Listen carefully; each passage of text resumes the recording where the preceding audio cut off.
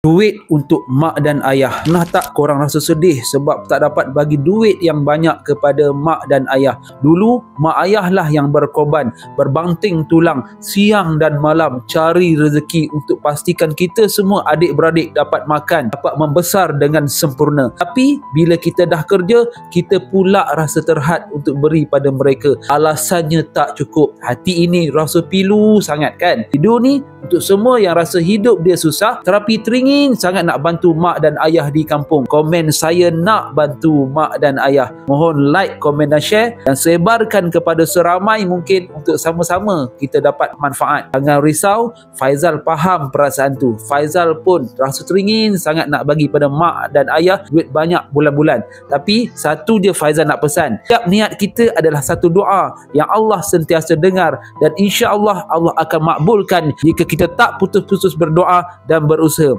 Hari ini Faizal nak kongsikan satu peluang perniagaan yang boleh bantu anda jana lebih banyak kewangan. Perniagaan yang Faizal nak kongsi ini adalah perniagaan patuh syariah. Yang bestnya kita tak buat seorang-seorang, kita buat secara berjemaah dengan mentor yang akan sentiasa support kita. Kita ada tutorial yang lengkap, portal pembelajaran dan kelas advance online dan offline marketing yang boleh bantu anda pelajari secara percuma.